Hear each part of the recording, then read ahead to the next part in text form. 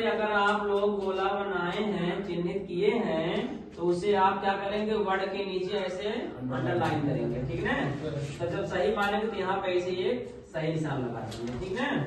अब जैसे कहा है किसी को बुलाओ, वाक्य में किसी इनमें से क्या है, संयुक्त सर्वनाम, सर्वनामिक विशेषण, अनिश्चयवाचक सर्वनाम, गुणवाचक विशेषण। अगर अनिश्चयवाचक सर्वनाम पे आप लगाए हैं तो उस पे आप नीचे अंडरलाइन करेंगे और उसके बाद आप सही करेंगे। अगर कोई व्यक्ति दूसरे पे निशान लगाया है तो उस पे क्या करेंगे, गलत वाले के ही नीचे इसे जो क्वेश्चन सही है उस पे अंडरलाइन करेंगे, ठीक ना। देखिए, भाषा की सबसे छोटी इकाई को कहा जाता है वर्ण, उच्चारण, पद, शब्द। यहाँ क्या होगा, वर्ण। किसी को बुलाओ, वाक्य में किसी इनमें से क्या है, संयुक्त सर्वनाम, सर्वनामिक विशेषण, अनिश्चयवाचक विशेषण, गुणवाचक विशेषण। तो इसमें से सी होगा अनिश्चयवाचक सर्वनाम। अब तीसरा है जैसे वह आया वैसे ही चला गया। इस वाक्य में अधोरेखित शब्दों का सर्वनाम का प्रकार लिखिए। प्रश्नवाचक सर्वनाम, संबंधवाचक सर्वनाम, पुरुषवाचक सर्वनाम, निश्चयवाचक सर्वनाम। इसमें क्या होगा, संबंधवाचक सर्वनाम, जिसे जो वाक्य किसी संज्ञा या दूसरे सर्वनाम का संबंध बताते हैं तो उसे संबंधवाचक सर्वनाम कहते हैं। जैसे जो सो, जैसा वैसा, जितना उतना, जहां वहां। चौथा देखिए, निम्नलिखित में से कौन सा सर्वनाम यानी कौन सा प्रश्नवाचक सर्वनाम का उदाहरण नहीं है। कब, किन्हें, उसको, कहां, उसको। सी वाला आप लोग का क्वेश्चन सही है। विशेषण का लिंग किसके अनुसार होता है, तो विशेष के अनुसार, स्त्रीलिंग के अनुसार स्वतंत्रता रहता है, स्वतंत्र रहता है, पुल्लिंग के अनुसार। इसमें ए सही है, विशेष के अनुसार। बसंत के मौसम में पीले फूल खिलते हैं। प्रस्तुत वाक्य में विशेषण कौन सा है, तो पीला है। आप लोग जानते हैं संज्ञा और सर्वनाम की विशेषता बताने वाले शब्द को विशेषण कहते हैं। सदमा देखिए, विशेषण कितने प्रकार के होते हैं, 4। सी वाला सही आपका। सर्वनामिक विशेषण, गुणवाचक विशेषण, परिमाणवाचक विशेषण, संख्यावाचक विशेषण।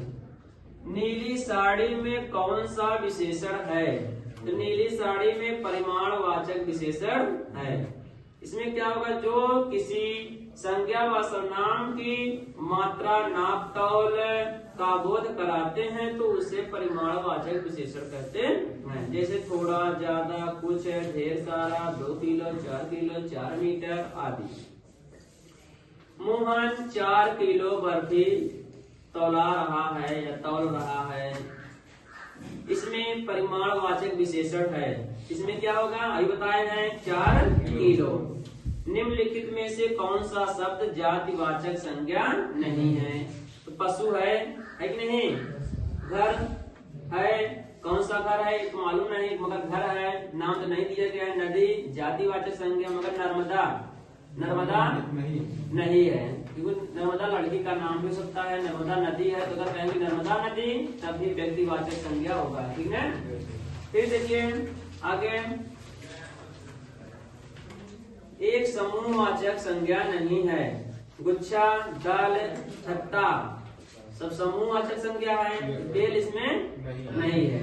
डी वाला सही है आपका। निम्न में से कौन सा शब्द भाववाचक संज्ञा नहीं है, देखिए ममता है, समता है, समानता, कटु, कटुता है, लता नहीं है। डी आपका सही है।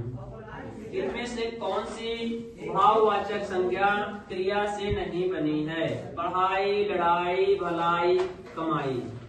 देखिए कमाना प्रत्यय देखिए इसमें लिखा है ना, कमाना, कमा धनना, ना प्रत्यय है ना, यानी ये सही है। लड़ धन ना, लड़ना ये भी सही है। देखिए पढ़ धन ना, ये भी सही है, यानी भल धन ना गलत है, नहीं होगा। भलाई आपका क्वेश्चन सही है, इसी वाला करिए। अब देखिए सर्वनाम का भेद इनमें से कौन सा नहीं है?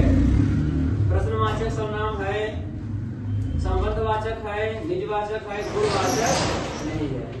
ये वाला आपका सही है। मैं स्वयं वहीं से आया हूँ, कौन सा सर्वनाम है? संबंधवाचक सर्वनाम, निश्चयवाचक सर्वनाम, निजवाचक सर्वनाम, प्रश्नवाचक सर्वनाम। इसमें निजवाचक सर्वनाम है। स्वयं, मैं अपना कार्य स्वयं कर लूंगा, निजवाचक सर्वनाम। 15 का सी। 16 देखिए, वर्ड के कितने भेद होते हैं? 10, 8, 7, 2। यहाँ पर 2। सी वाला सही है आपका, स्वर और व्यंजन। इनमें से किस शब्द में री का मात्रा का उपयोग हुआ है? वृष्टि में, ऋतु में नहीं। क्रिया वर्षा, तो वृष्टि, वृष्टि मीन्स क्या होता है?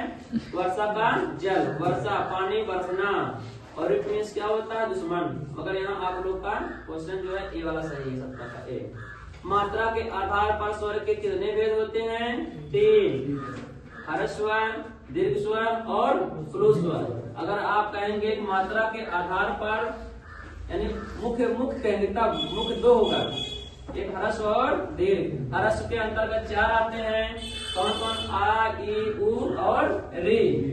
और दीर्घ के अंतर्गत क्या आता है? आ, बड़ी ई, बड़ा उ, ए, ऐ, ओ, औ। हिंदी भाषा में हर्ष स्वर की संख्या कितनी होती है? 4। अभी बताया। इनमें से समरी स्वर कौन सा होता है? बड़ी। क्या है? बड़ी। निम्नलिखित में से कौन से मूर्धन्य वर्ण होते हैं, मूर्धन्य व्यंजन होते हैं? पापा ओष्ठ है, ग कंठ है, ज तालु है, ड मूर्धा है। बी वाला सही है। 23 का बी। अब 22 देखिए, यह व किस वर्ग के व्यंजन है? उस व्यंजन, अंतस्थ व्यंजन, दंत व्यंजन और तालव्य है। तो यहाँ पर क्या होगा? अंतस्थ। बी वाला सही है। उस व्यंजन के अंतर्गत क्या आता है? तालव्य सा, मूर्धन्य सा, दंत सा और कंठ। और दंत के अंतर्गत क्या आता है? ता, था, द, ध, न। तालव्य च, छ, ज, झ, ञ। वैसे तो और आते हैं। कौन से वर्ण ओष्ठ नहीं है? प, फ, ब, भ, म ओष्ठ है, इसमें सब मिल रहा है। उ भी है, ओष्ठ है, मगर आ नहीं है। आ क्या है? कंठ है। क्या है? कंठ है। फिर देखिए इसमें क्या है? 24 वाला है ना। रहीमन पानी राखिए, बिन पानी सब सून, पानी गए न उगरे, मोती मानुष चून। इसमें कौन सा अलंकार, इस दोहे में कौन सा अलंकार है? यमक अलंकार, श्लेष अलंकार, संदेह अलंकार, उपमा अलंकार। इसमें क्या होगा? श्लेष अलंकार है। क्या है? श्लेष अलंकार है। समझ आया? इसमें कौन सा अलंकार है?